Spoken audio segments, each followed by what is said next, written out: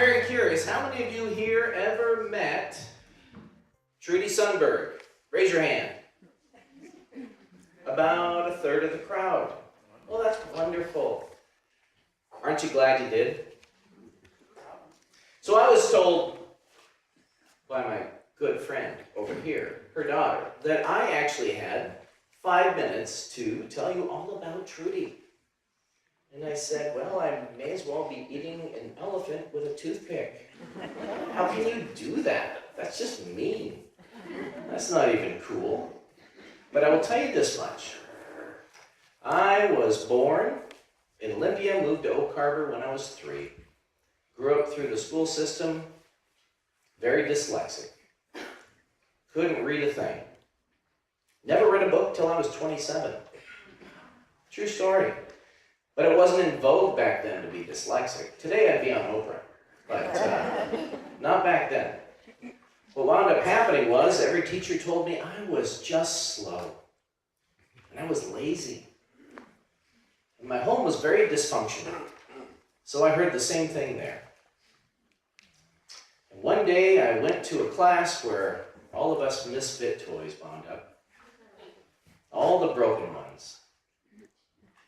And I walked in, and there was this gal,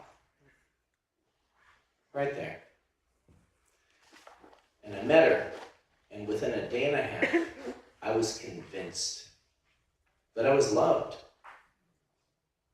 Not just cared about because she was getting a paycheck, but I was convinced that I was loved and lovable. She revolutionized my life. When you look up the word revolutionize, that means to be fundamentally changed. And she did that. She sat me down and said, Palmer, you're not stupid. Palmer, you're brilliant. You just learned different from other people. And folks don't really understand that right now, but they will. What a gal. What a wonderful, wonderful human. My life was greatly changed in the course of one semester. When I first met her, I couldn't walk up in front of the class and even sharpen a pencil because I knew everyone would be looking at me and laughing. By the time I was done meeting her and experiencing her for one semester, I had no problem meeting anybody. She taught me lots of big words. She gave me a love for language. And she taught me that learning was wonderful. I hated it because I wasn't good at it. But when I was done with her class, I loved learning. You know what? Books on tape. You don't have to read. I'm like, really? Can I really say I read that book if I just listened to it on tape? She said, Palmer, you have such a great mind when you listen to it on tape. Your mind is amazing. Is that really okay? Yeah, it was. She taught me big words and gave me a love for them, like the word pulchritude. I'm like, that's a great word. So I had a crush on a gal, and I told her that, well,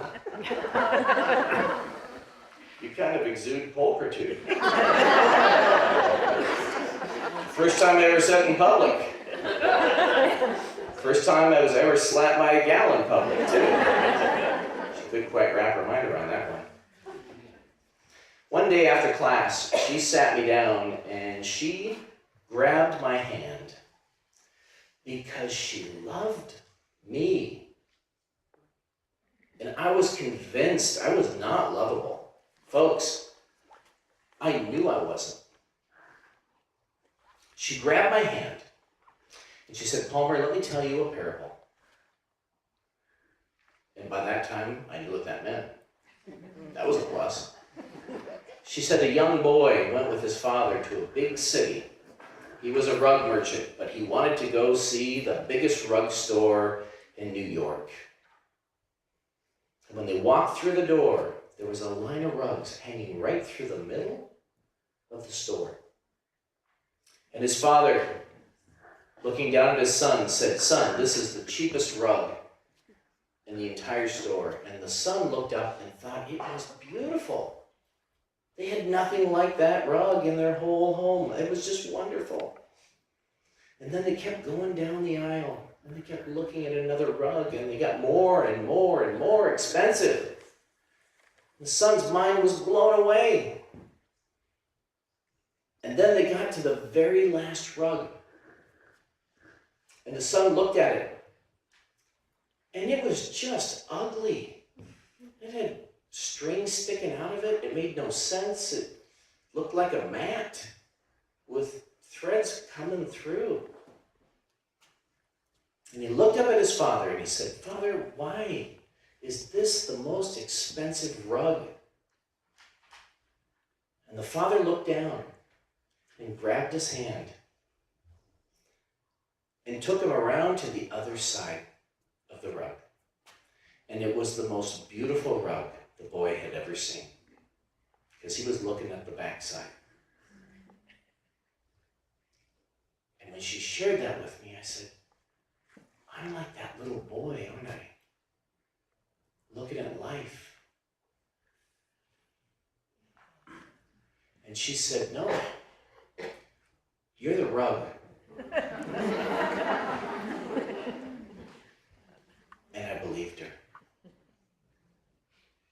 And I am so thankful.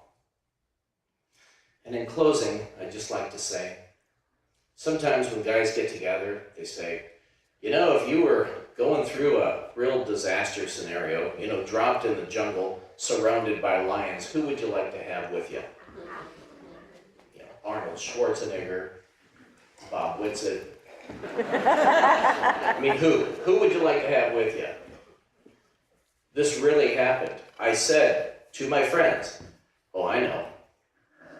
I want Trudy Sundberg." But they're like, "Well, they're hungry lions. They're circling you." I'm like, "Yeah, but by the next morning, they'll be reading at a 4th grade level. And they'll realize 'Thou shalt not kill,' because they can read it." So what I can say for all of you folks, for those of you that got to meet her, I'm so glad. And for those of you that never got a chance, I'm sorry for your loss. But sun, moon, stars, Trudy, thank you.